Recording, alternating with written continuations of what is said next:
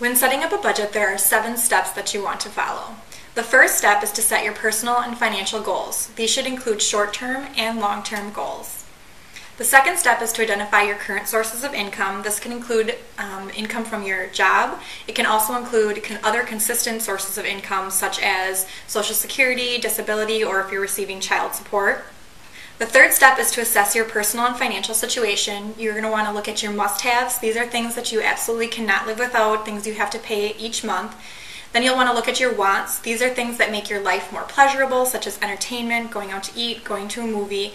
And then you'll want to look at your savings. You want to look at both long-term and short-term savings, things you want to save for the future or for emergencies such as a flat tire or things like that. The next thing you want to do is to monitor your current spending patterns. You'll want to take at least 2, if not 4 weeks to track all of your spending.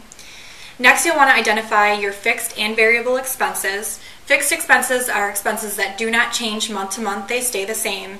Variable expenses are those that change each month. They may be different, such as holidays or birthdays that come up in that month. The next thing you'll want to do is compare your budgeted amount to what you actually spend. Most of the time what you budget out is not exactly what you spend that much. We talked about emergencies earlier, getting a flat tire, the washer or dryer goes out. Those are those expenses that come up throughout the month and throw off the budget. And then finally, step number 7 is to review your financial progress and compare it to the budgeted amount so that you can make adjustments and you know where you need to change, if you need to increase on certain bills or increase in your savings. Now we're going to take a little time to go through a budget step by step so that you can go home and create your own budget, and this will help you live within your means. When setting up a budget, the first part is a budget analysis. This is where all your money goes.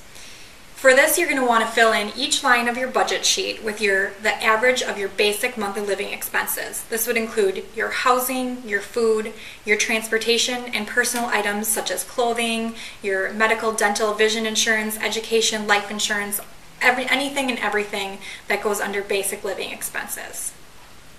In order to have a good understanding of your basic monthly living expenses, you'll want to track your spending. This is number 4 in the budgeting process and why it is so important to track 2 to 4 weeks of your spending so you have an actual handle on what you spend each month. After you have all of your expenses mapped out, you're going to want to put down your current monthly income and subtract that from all of your monthly expenses.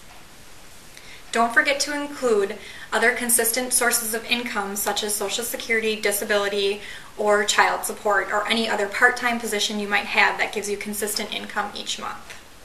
Once you subtract your monthly income from your monthly expenses, you'll have a leftover amount that you can use for debt.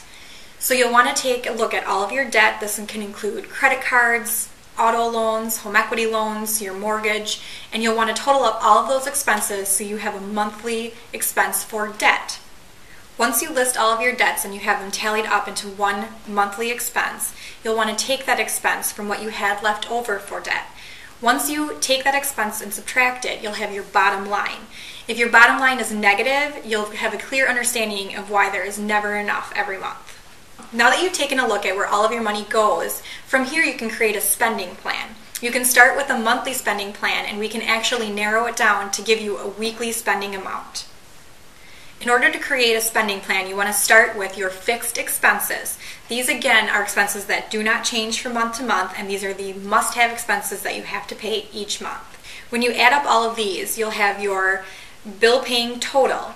And then you also want to never forget to include your savings. You know the saying, pay yourself first, so include your bill paying and then also include your savings in that total. For your savings account, you'll probably want to start by setting up 3 different types of accounts. The first is retirement, just things that are looking at your future retirement goals. The next is emergency savings.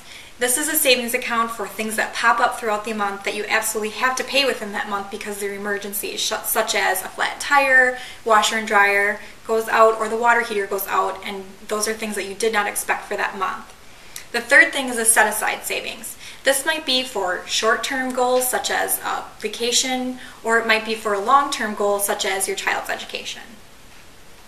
To finish your monthly plan, you'll want to take what you want to save, plus your billing expenses, and you'll want to subtract that from your take-home pay. What is left over from that is what you have available for spending. This can be your monthly spending allocation, and in order to drill it down even further, you can take that total and you can divide it by 4 to give you a weekly spending plan so you know each week exactly how much you should spend. If you complete this whole process, you'll have a bill paying plan as well as a savings plan, and from there you can just sit back and relax and use your spending allowance knowing that you're living within your means. If budgeting were easy, everybody would do it. A recent study by Harris found that 57% of households do not have a budget. The truth is, budgeting is difficult and it takes time.